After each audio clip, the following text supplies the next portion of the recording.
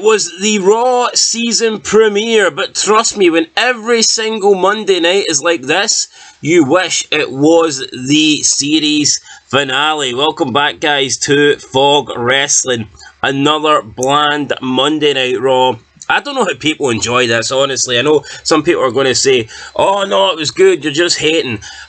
I'm bamboozled how people watch current wrestling in 2023 and actually enjoy this and prefer this over previous eras. It's absolutely insane. I thought Raw was going to suck tonight, but I was confirmed like 2 seconds into the show when it's announced that Michael Cole's not on commentary. Michael Cole's not here tonight. He's getting replaced by Kevin Patrick, and that is about as bad as news as you can get in 2023. Kevin Patrick absolutely sucks. So yeah, Kevin Patrick is going to be replacing Michael Cole. We open up with Sami Zayn and the Judgment Day. They have a little segment. Sick of seeing the Judgment Day. Judgment Day say that no one should be starting the Raw premiere, season premiere. No one but them. I mean, what about the champion? What about Seth Rollins? You know, that guy that's always just randomly appearing in the middle of the show? The guy that carries that belt around that is supposed to be a world title? What about that guy? Maybe he should be starting the show. But no, I mean, Seth Rollins, this guy feels like honestly, I think R-Truth had more credibility as the 24/7 champion than Seth Rollins has right now. But basically, Judgment Day say, normally we recruit people that are broken and lost, but we're not going to do it anymore. We're going to take you out. And they're doing this awkward laugh, like this cartoon evil laugh. Ha ha ha ha ha ha ha ha ha. And it's like fucking garbage. Jey Uso comes out with a chair. He makes the save. He protects Sami Zayn. We then get a Nakamura promo. Then it's Nakamura Ricochet Falls Count Anywhere match. Nakamura hits a GTS on Ricochet. Don't really care. After that, we had he won the match. So yeah, Nakamura. And then he finished it with a Kinshasa. So good for him. But honestly, the match did not interest me. How's Nakamura went from being the world heavyweight #1 contender to wrestling Ricochet? How the hell did that happen? We then got Sami Zayn tell Jay that he blames him for Kevin Owens not being there. Sami Zayn acting like a little bitch. That's what he was acting like, a little bitch. But then he apologised, and Jay Uso was all friendly and happy about it. So yeah, whatever. I mean, Sami should be happy that Kevin Owens is on SmackDown, because ever since he teamed up with him, Sami Zayn's momentum has literally just died on the spot. So, I mean, Sami Zayn was doing pretty good as a singles guy. I don't think he's going to get that momentum back, because he's a face and he absolutely sucks as a face, and he was just doing better in the Bloodline. But I mean, we'll see. We then got an Imperium vignette. Oh, dearie hell, I don't want to talk about that. Imperium, fuck me, what a boring ass stable. Piper Niven with Chelsea Green versus Natalya up next. I mean, Chelsea Green's hot, but it's not enough to save this match. Niven and Natalya battle. Piper Niven wins, and then Tegan Nox, the rainbow haired warrior, comes out, and who cares really? Tegan Nox comes out, and I couldn't give a shit about Tegan Nox and the 10 different colours of hair that she has on her head. Then we got Seth Rollins and Drew McIntyre. Seth Rollins basically says, Drew, look, you need to get over the Judgment Day. Stop blaming everything on your failures. And, I mean, it was just a garbage promo again. Who's excited for this at Crown Jewel? Nobody.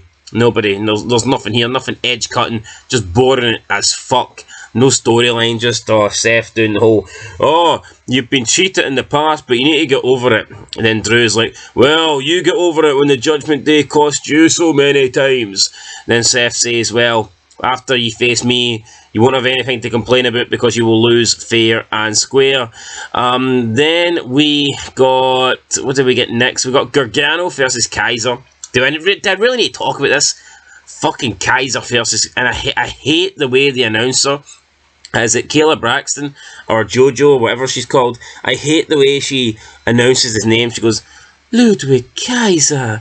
I mean, what the fuck is that shite? Seriously, what is that shite? Kaiser beating Gargano. 2 guys that belong in the indies. 2 guys that are not. Just look at these guys, man. They're not stars. They're not fucking stars. You look into the sky, you ain't seeing these 2. I'm telling you. You're not seeing these 2. Maybe see them if you looked at McDonald's. You might see them working at McDonald's and speaking at McDonald's. Another guy you'd probably see there is Bronson Reed. Tonight he's taking on Gunther for the title. But then we got, I mean, this was garbage. We got Rhea Ripley come out and she just basically said, I'm the top woman in the company. Then she faced Shayna Baszler. There was a brawl after the match. Everybody came out for whatever reason. We had basically anybody who's anybody. Starks in there, Nia Jax in there, Raquel Rodriguez in there. Are they going to do some 5-woman match? I mean, who knows? Who's the faces? Who's the heels? Who's the good guys? Who's the bad guys? Who do I like in this? Nobody. Absolutely nobody. Then Shia Lee asked for a title shot, but Becky's already given one to, she said earlier in the night she'd give one to Indy Hartwell. Like, what actually happened to Indy Hartwell? Remember, they moved her to Raw, and then she was injured, but they moved her to Raw anyway, and I think they've moved her back to NXT. What a joke. The whole brand split absolutely fucking sucks. I said it on day one. The brand split was a failure. They weren't going to stick to it, and they haven't stuck to it. I mean, look at this. Even tonight, spoiler main event, Jim Uso appears. It's like, there is no brand split, okay? Just end it. What is the point of pretending there's a brand split when there's clearly not? There is clearly not a brand split, man. Anybody turns up whatever they want. We had Cody Rhodes cut a promo backstage with Jey Uso talking about the tag team titles. Then Gunther beat Bronson Reed. I mean, he got him up for the powerbomb, which was pretty impressive, but it doesn't change the fact that Bronson Reed's still a fat bastard and Gunther's boring as fuck. So, yeah, do the maths. Gunther wins, still the champion. Boring reign continues. The Miz then cut a promo, talked about Adam Pearce, and Nia Jax was there. I just don't really care. We got a fatal 5-way match announced, so it's going to be the 5 women at Crown Jewel, and it's going to be interesting because they're all going to be covered up, and to be honest, I find none of these women attractive, so it's probably the best thing for them. I mean, just look at the women in this match. Jesus Christ. Remember WWE used to claim they had the sexiest women on television? Jesus fucking Christ. I mean, if all 5 of these women were naked, I would not open my eyes. I mean, maybe Raquel Rodriguez, but other than that, no. If these women were naked, I would glue my eyeballs shut. How about that one? Then we got something to do with Alpha Academy. And we move into the main event, guys. Cody Rhodes and Jey Uso versus the Judgment Day Tag Team title rematch. And after a long match, felt like it went on about half an hour, Jimmy Uso came down and he cost his brother the tag team titles. Balor then defeated Jey with the coup de grace to pick up the victory. New champions, the Judgment Day. I mean, these belts just... What is it with the Judgment Day? Why do they need all the fucking belts? Is there any reason the Judgment Day have to have every single title in WWE? Can someone explain that to me? Why? Why do they need all the belts? Why did the Judgment Day run Raw?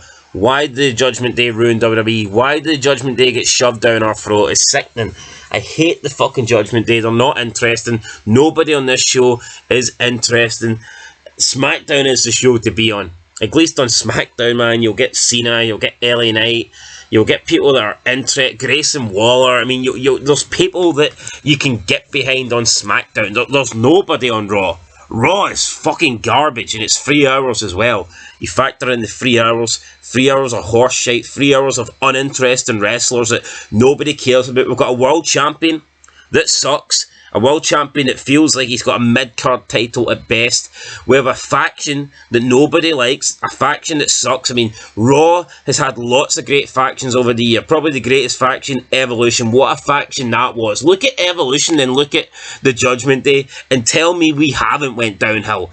Orton, Batista, Ric Flair, Triple H. How many world titles have they got between them? God knows. They looked like $1,000,000, always wearing the suits, always had the women, always had the champagne. And then you compare that with the Judgment Day. A bunch of people fucking looking like goths, and also like they belong to the Ballas on GTA San Andreas. It's a shite faction, and it's led by some big tranny looking bitch called Rhea Ripley, man. Fuck the Judgment Day, and fuck Raw, guys.